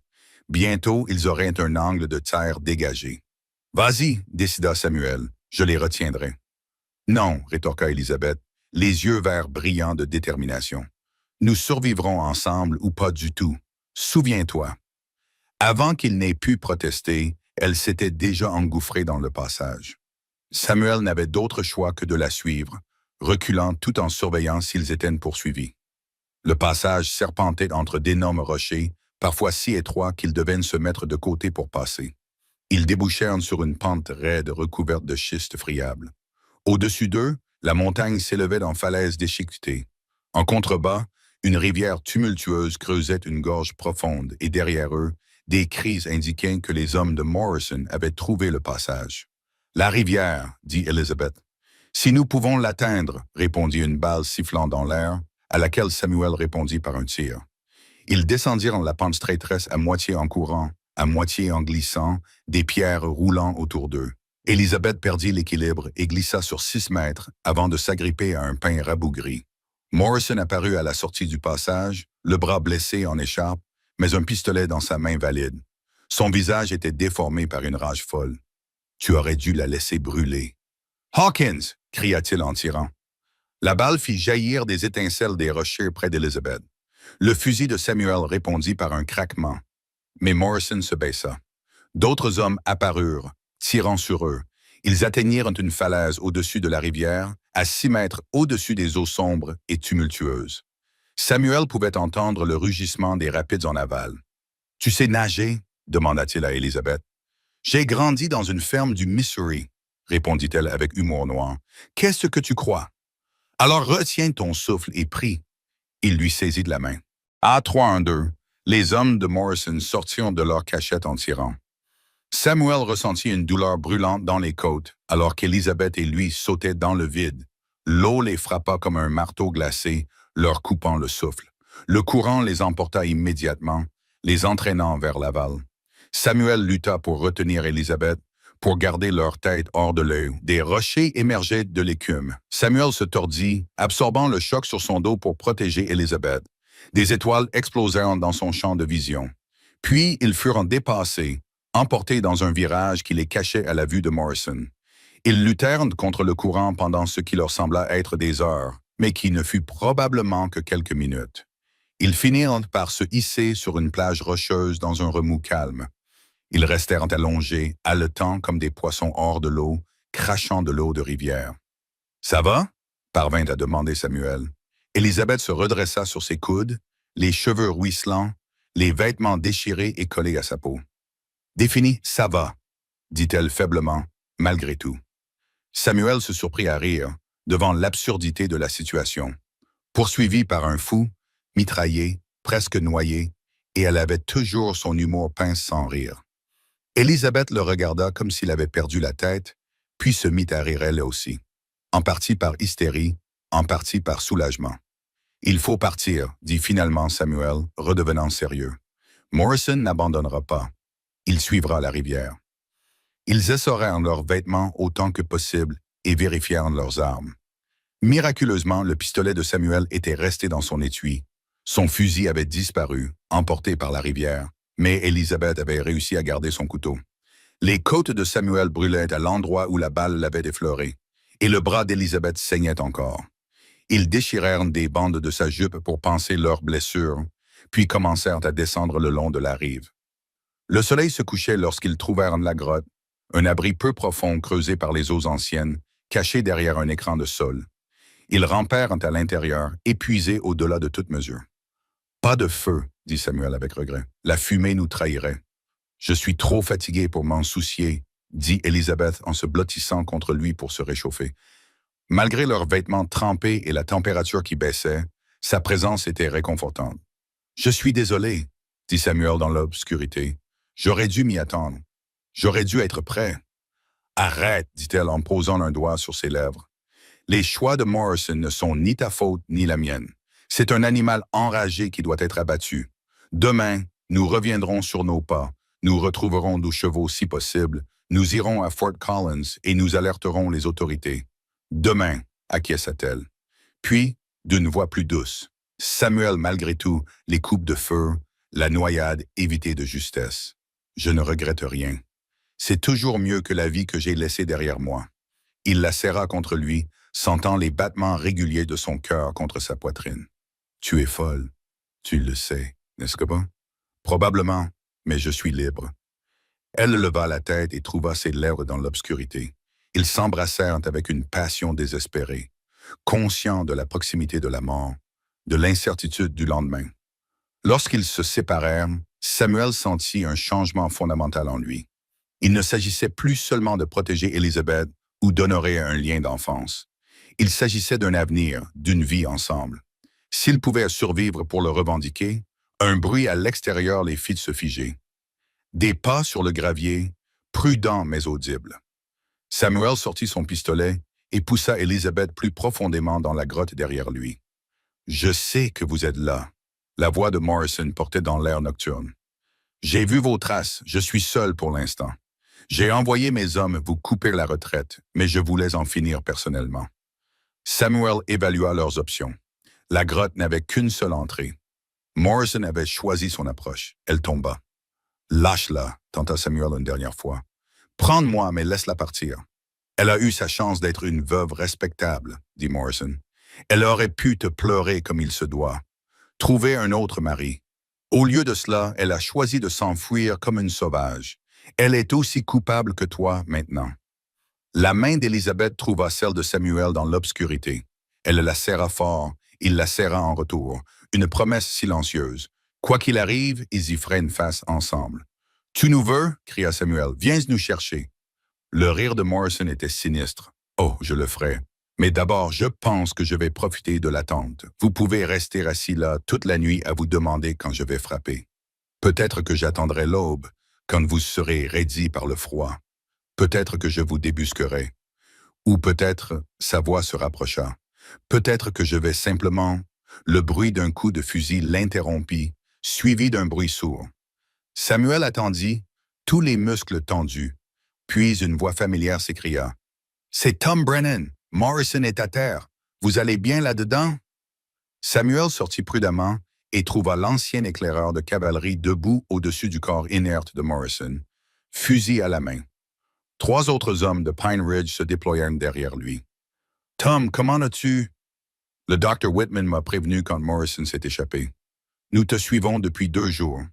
Nous vous avons perdu de vue à la rivière, mais nous avons entendu le coup de feu tout à l'heure. » Brennan examina Morrison avec sa botte. Il est fichu. Une balle propre en plein cœur. Elizabeth sortit de la grotte, titubant d'épuisement. Ces hommes ont été capturés il y a 1 heure. Ils faisaient demi-tour quand nous les avons rattrapés. Brennan sourit. Il s'avère que toute la ville s'inquiétait pour vous deux. Ils ont même mis en place une récompense pour ramener Morrison. Mort ou vif, gardez-la, dit Samuel. Nous voulons juste rentrer chez nous. Chez vous? Brennan les regarda tour à tour. Vous voulez dire dans les montagnes? Elizabeth s'avança et prit Samuel par le bras. Malgré tout, ses vêtements déchirés, ses cheveux emmêlés, le sang et la saleté, elle se tenait avec une dignité tranquille. Oui, dit-elle simplement. Chez nous. La nouvelle de la mort de Morrison se répandit comme une traînée de poudre dans le territoire du Colorado. L'homme qui avait terrorisé Pine Ridge, qui avait bâti son empire sur la peur et la brutalité, avait disparu. Ses victimes commencèrent à parler. Les chauffeurs routiers qu'il avait escroqués, les concurrents qu'il avait ruinés, les femmes qui avaient souffert en silence. Les marshals fédéraux trouvèrent des preuves de crimes plus nombreux que quiconque n'aurait pu l'imaginer. Samuel et Elizabeth retournèrent brièvement à Pine Ridge pour régler certaines affaires. La ville qui autrefois chuchotait derrière des portes closes les accueillait désormais à bras ouverts. Le juge Carlton lui-même présida l'audience qui les innocentait de toute responsabilité dans la mort de Morrison. Légitime défense claire comme le jour. Le juge déclara. « Monsieur Hawkins et Madame Morrison, pardon, Mademoiselle Turner, fuyaient pour sauver leur vie devant un criminel en fuite. » Affaire classée. Elizabeth avait légalement repris son nom de jeune fille, se débarrassant des derniers vestiges de son bref et terrible mariage, où elle se tenait dans la salle d'audience vêtue de ses nouveaux habits de pionnière, le bras en guérison dans une écharpe, mais la tête haute. Après cela, ils se rendirent au cimetière où reposait sa mère. Elizabeth s'agenouilla près de la simple pierre tombale et y déposa les fleurs sauvages qu'elle avait cueillies. « Elle serait scandalisée, » dit Elizabeth doucement. Sa fille avait choisi la vie sauvage plutôt que la civilisation, vivant sans être mariée avec un montagnard. « Cela vous dérange ?» demanda Samuel doucement. « Non, » répondit-elle en se levant et en époussetant ses genoux. « Ma mère a vécu toute sa vie selon les règles de la société, et où cela l'a-t-il menée? Une fuite désespérée devant les dettes, des années de pauvreté distinguée, et finalement une mort solitaire dans une pension. J'ai fait un autre choix. Ils passèrent une nuit supplémentaire chez les Whitman, où la femme du médecin avait préparé un dîner d'adieu. La moitié de la ville semblait être venue leur souhaiter bonne chance, apportant des cadeaux, des munitions, des conserves, des couvertures chaudes, des objets pratiques pour leur vie dans les montagnes. Vous nous avez donné de l'espoir, dit Madame Peabody, en mettant un paquet emballé dans les mains d'Elizabeth. Vous avez montré qu'une femme peut choisir sa propre voie. À l'intérieur se trouvait une magnifique courte pointe faite à la main, représentant des montagnes et des étoiles. Les yeux d'Elizabeth se remplirent de larmes. Merci pour tout. Tom Brennan arriva avec leurs chevaux récupérés, ainsi qu'une robuste mule de bas. J'ai pensé que vous auriez besoin d'une capacité de transport supplémentaire. Les garçons ont fait une collecte, leurs provisions dans ces sacs vous permettront de tenir jusqu'au printemps. Samuel était submergé par tant de générosité. Il avait vécu isolé pendant si longtemps. Il avait oublié la chaleur de la communauté. Nous ne pouvons pas accepter tout cela. Vous le pouvez et vous le ferez. Le docteur Whitman l'interrompit. Vous avez sauvé Pine Ridge de Morrison. C'est notre façon de vous remercier. Le lendemain matin, le temps était frais et clair, parfait pour voyager. Samuel et Elizabeth montèrent sur leurs chevaux, la mule de bâte attachée derrière. Toute la ville s'était rassemblée pour leur dire au revoir, leur faisant signe et leur souhaitant bonne chance. Alors qu'ils s'éloignaient, Elizabeth jeta un dernier regard vers l'église où tout avait commencé. Puis elle se tourna vers les montagnes, qui se dressaient, bleues et éternelles, contre le ciel. « Aucun regret ?» demanda Samuel, reprenant sa question précédente. « Aucun !» répondit-elle fermement. « Rentrons chez nous. » Le voyage jusqu'à la cabane de Samuel dura 3 jours à travers une région de plus en plus sauvage. Élisabeth se montra courageuse, ne se plaignant jamais des sentiers difficiles ou des nuits froides. Elle apprit à lire les signes météorologiques, à se déplacer silencieusement dans la forêt, à aider à installer le campement avec une grâce efficace. Le 3e après-midi, ils franchirent une crête et Samuel désigna l'horizon. Là-bas, leur maison. La cabane se trouvait dans une prairie au bord d'un ruisseau cristallin, avec des pics imposants en arrière-plan. Elle était petite mais solide, avec une cheminée en pierre et des murs en rondins robustes. De la fumée s'élevait de la cheminée. Samuel avait demandé à un ami trappeur de veiller sur les lieux. « C'est parfait », murmura Elizabeth. Le vieux Pete apparut à leur approche, un large sourire illuminant son visage buriné. « Il était temps que tu reviennes, Sam, et avec de la compagnie, ajouta-t-il en saluant Elizabeth de la main. « Madame Pete Garrison à votre service. Merci d'avoir pris soin de la maison, dit Samuel en descendant de cheval. « Pas de problème. J'ai un bel élan qui sèche dans le fumoir. J'ai pensé que vous auriez besoin de viande.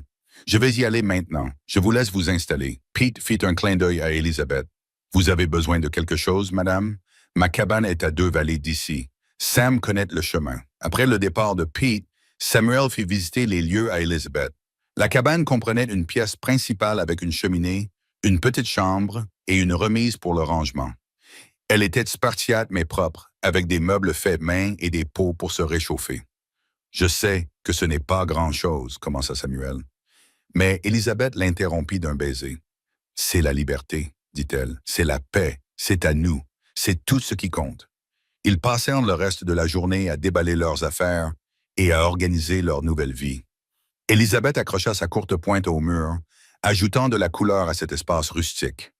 Elle rangea les provisions avec une efficacité qui impressionna Samuel, transformant son logement de célibataire en un véritable foyer. Ce soir-là, ils s'assirent près du feu et firent des projets pour l'avenir. Il y avait beaucoup à faire avant l'arrivée de l'hiver. Chasser, couper du bois, renforcer la cabane. Elizabeth aurait besoin de vêtements chauds et Samuel voulait ajouter une pièce avant l'année suivante. « Je t'apprendrai tout, promit-il. Le pistage, la chasse, quelles plantes sont comestibles, comment interpréter la météo, s'occuper des animaux. C'est une vie difficile, mais c'est une vie, conclut Elizabeth. Pas seulement une existence soumise aux règles de quelqu'un d'autre. Une vraie vie, dit-elle en se blottissant contre lui.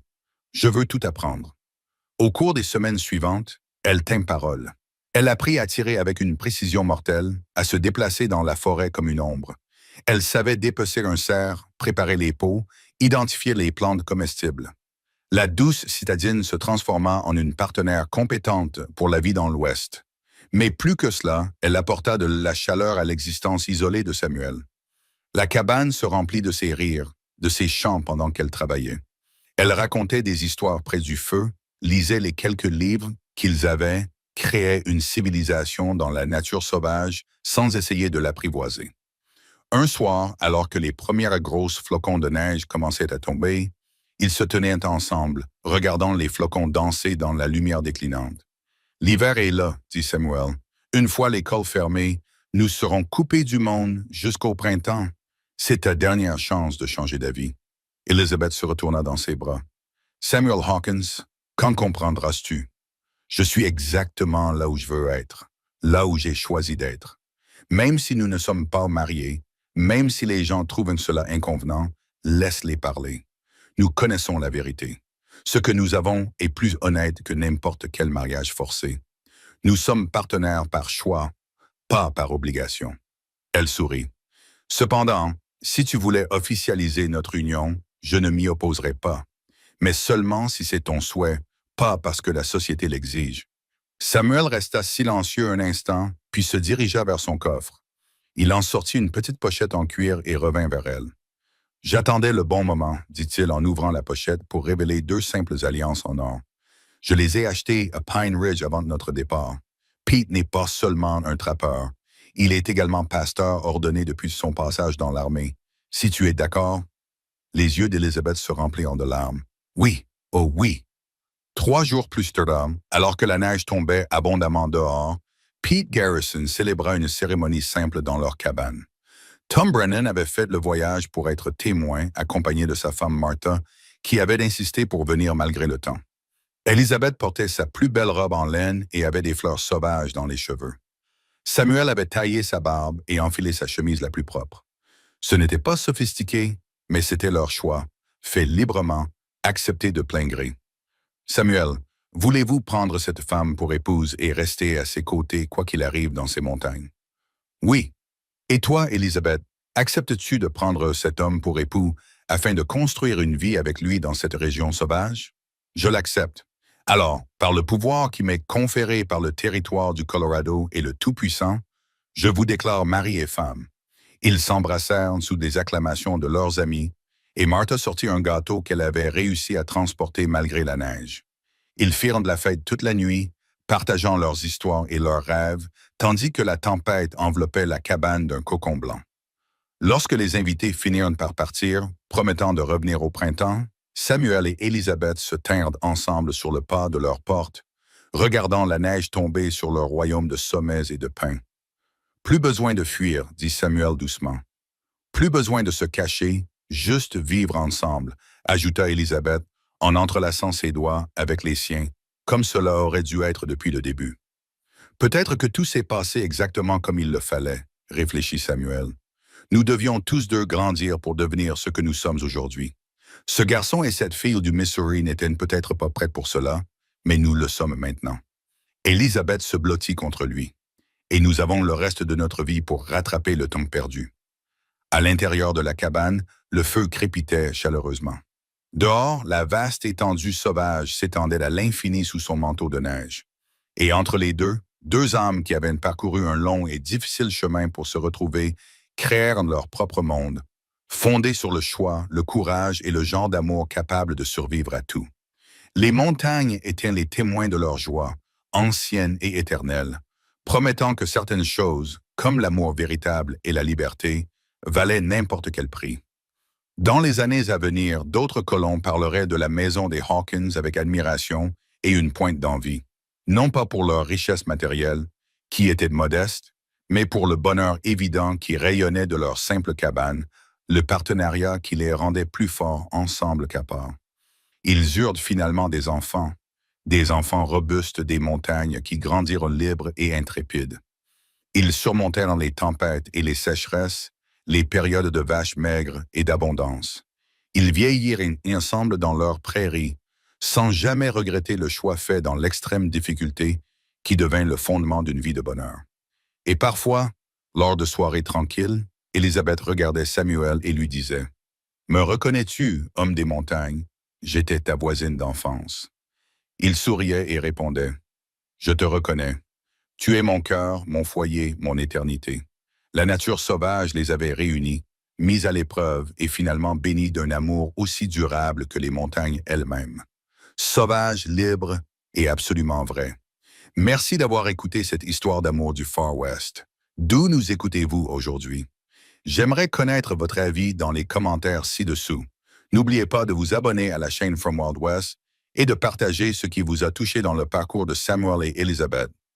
Vos commentaires et vos expériences inondam notre communauté narrative unique. Que é isso, boa. Eu também quero álcool, por favor. Ah, tem gin Eu preciso também? estar bêbada Só Coca-Cola aqui, Gin. gente. Não, o absinto. Eu recomendo o Tá absinto. tendo? Eu recomendo o Olá. absinto. Oxe, gente, que quero isso? bem, Que pode ser isso, também. Não, velho? beber. Prova Sim. o absinto, fizeram prova o bar, absinto. Oxe, Ô, que isso? Kevin, na É moral, o chega aí. bicho que eu tô chocando. Prova o absinto. Jogando Ai, ovo. ai, Ô, cara, ai. não pode, ô, Rockzinho. Olha como Não, ficam os não, controles, filho. ficou estranho. Não quero lutar alcoolizado. Ai, Os oi. controles ficam muito estranhos. Prova o absinto, tô Não, falando amor. sério. Os controles ficam Vai, zoadaço, vai, é sensacional. Caiu. O efeito. Ai, meu Deus, Absinto. vou Ah, não, mas... Vai morrer não, vai morrer não. É por lore, é por lore. Oi. É por lore, não quero me intoxicar Olha hoje. aqui. Cadê Tá você? certo. Ai, amado, gente, O mas... povo tudo enchendo a cara. Você é sintonista, você é cara de pau. Eu não Ah, tô eu tô conseguindo ver ninguém, cara. Ai, você não me vê? Do foda o absinto. Tu jura, mulher? Tu deu reload Juro, all? botei no reload all, botei no máximo de novo. Opa. Tudo de armadura Só. pra mim. Eu buguei Faz o alguma seguinte, coisa. eu quero- Ah, não, eu Ainda acho que tá. eu acho que alguma configuração, quero mas tenta também. relogar no servidor pra ver se vai. Bom também. Tá. Às Olha vezes aí, o ó. relógio não funciona. Eita, Ah, bicho, tá tá acontecer fazendo comigo escuro também. aqui. Tô embriagada, gente. Eu tô Eu doida. também quero tô que ela tome bêbada. mole também. Não tá tendo? Gente, mas o Esse robô agora é consegue então, embriagar? é mais fácil. Uou! Do lado, Eu passa tô pro outro mega agora. bêbada. Eu quero... Gente, nossa, eu pago muito pau nessa sua skin mesmo, mano. Essa skin é muito bonita, velho. Tá doido. É muito legal ficar olhando pra ela. Ela é muito cheia de Nossa, os detalhes. controles tudo fodido de ter tomado absinto. Obrigada. Ó, obrigada. Eu sou viúva, Nossa, mas não... puta que pariu, esmagou, sério. Muito Não, eu lindo. já vi que a anteninha dela tá mexendo, mano. Gente, tô bêbada. Oi? E aí? Gente, tô bêbada, gente. Ficar Gente. bêbada. Ô, gente, vem cá. Tá bem, Tem ó? como eu Bêbada. tirar esses Tô me nomezinhos que empurrando ficam em cima da aqui, cabeça de galera. vocês? Ai, Tô que isso, ficar bêbada, já Beatriz? chega. Tudo pra Eu não tô dispensar, né? bêbada, tô Já fiquei, bêbada. tipo assim, incomodadíssima. Gente, tô vomitando. Tá Tô vomitando, vomitando. tá Gente, eu vomitei, gente. Desculpa. Gente, isso? desculpa. Que Tô passando nojeira. mal, tô passando mal, gente. Tô passando mal. Tô passando mal. Mentira! Eu não fiquei assim, não tô Ué. vomitando. Nossa, até vomitei, gente. Deu certo, Vai amiga? vomitar. Ai, Não, fiquei bem gente, agora. né? Acho que foi só vomitar. Não. Nossa, tô bêbada ainda. Mas ainda tô andando Não. meio assim pra Não. trás. Ai, ui. Não deu Tá, certo. calma. Não, Acho que foi o Calma. absinto. Você calma, foi calma, fazer foi na o mão. absinto. Me Ui. deram gin velho Não, aqui. pera, eu acho que foi. Foi, tá Vindo me vai no vendo, tom. normal, sem armadura, rabo, orelha. Sem armadura, rabo, orelha. A Eva Perfeito. tá um Power Rangers. Isso, então tá certo, É, agora nossa. foi. Então tá bom. Aí é foda. Deixa eu ver o que Tá com o olho que ruim. Obrigada, viu, Yasmine? Nada, amor. Tá skin do Luiz. Deixa eu ver o que você ia me mostrar. Gente, eu tô andando mostrar o sozinha. Eu tô andando sozinha. Nossa, Eu que bom, você também. não mostra. É, ah, tá o ovo. Caralho, esse modo aí é braba, né? Tô puta, Tá com raiva de todos. E aí, essa aí é fofinha. Ai, que bonitinho! Meu Deus, a Eva realmente tava grávida, cara. Que Eu momento. tô grávida. Eu Ai, meu Deus. Quando é que vai chocar esse filho aí? Cadê o bar do não sei, Pinto? tá demorando né, pra chocar. Né, para nunca, vou ter que te proteger agora. Tá Caramba! grávida? Tem o Pinto, Por ano. Tudo Bem lá. Eu tô bêbada, eu não consigo. Eu Vai, não vai consigo se ter. de novo. Underline King. Vai, Vem, filho. Nossa, tô bem amigo. bêbada. Aqui, ó. Ah, achei que veio. Vem, amigo, vem. Aqui é o bar. Vem, amigo, É vem, o bar amigo. aqui, ó. Pede Vem, amigo, bebida vem. no bar. Pede bebida. Oi, você Oi. pode... Ô, Gigi, tá querendo beber legal? Paga aí, Denis, paga aí. Achei, eu passei reto. Estilizada. Paga aí. Ai, ai. Obrigada. Mas aqui, ó, Acho é que eu uma tô festa. bêbada Tô andando também. sozinha. Mas aí tem que relogar, eu acho.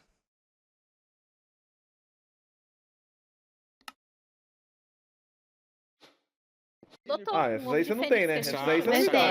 tem, Essas aí... Twist. Faz a Ó, me dá voz do... dinheiro, Faz obrigada, faz o vai. vendedor ali Não, pra não, mim, não, ô não. Beatriz, por favor. Faz o Oi? vendedor ali, Tá, dubla o sei, vendedor vou pra fazer. mim. Tem gin. Pode ser um parente da serra, pode ser. Ah, já tá bebendo, já venderam, já. Aí, Ah, é bugou. venda de graça? Eu posso perguntar Ah, não, pra o você. 010 tá vendendo, não vou beber isso nunca. Tá no Tá load. Vomitando no vomitando. céu, É, tá eu tô vomitando mexendo no aqui sol. enquanto loadando. Que então, a nojo, gente é um sai! casamento. Não, não Ai, vomitando que no céu. nojo, que nojo! Ai, Que isso, tá doido, não? Que Na isso, moral. vai vomitar? Que isso, gente? Eu tô fazendo mal Ai, aí. eu vou me embora daqui, tchau, hein. Ô, bebê, Vou meter o pé. já me contaram já, viu? Isso, Sabendo, viu? Genial! Não, o quê? Oi, quer beber? Sai, sai, ali mata o menino ali, gente, eu vou embora. GG. Não Pode bebe dar isso não, um Kiki, leite, não bebe por isso não. favor. Bebe Pode aí, me dar amiga. um leite, por Eu favor. preciso não, tá dando- Nossa, conversar eu tô você com um depois. efeito de estar bêbada Ih, falei sem sem parar. Sobre dar tudo. um leite. Eu É pra tropeço, eu acalmar os caio. nervos. Ai, foi mal. Ai, Não, ai. meu filho não bebe. Pode me tentando dar um chegar. leite, por É. favor. Eu tô farta de estar bêbada. Mano, eu não Por consigo favor. mais também, tá bem Não complicado. consigo mais. Ai, Thank you so much. É, eu tô bêbada meio infinito Será que também. chega? eu Posso também. tomar um... É, Acabou. como que acaba a bebedeira aqui? Um golinho do- É Tá com bom. leite, com leite. A leite. Fih, me dá leite, por favor. Não, não Opa, acaba, Ô, não. para de obrigada. vomitar. Inteira. Não Para de acaba. vomitar. ô. Não acaba? Ô, Daí eu ô, Não. Oxi, Eu ia falar pinto, mas não faz me Não movimentei acaba. sozinha pra sempre de novo. Nossa, mas você quer... Nossa, ô, Carol. Ô, meu Deus, que isso? Que isso? Dá um Pack leite de aí leite, também, por nossa, favor, dá um nunca outro, mais vai, vou dá um beber. É o chá famoso comigo. nunca mais vou beber. Essa foi a última vez.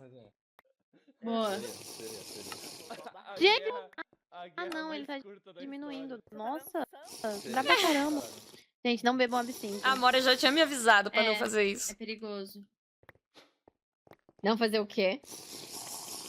Não beber absinto. Agora eu tô toda zoada. Eu queria te falar um negócio também. Obrigada, filho. Oh, como assim? Eu tô ainda com os efeitos, mano. Meu Deus. Acho que agora foi. Dá Meu mais. Eu já Deus. tomei o leite, saiu a náusea, mas eu tô ainda com os Preciso de mais efeitos. leite. Vários leite. Ai, meu Deus. E perdi os efeitos positivos que eu tinha ainda.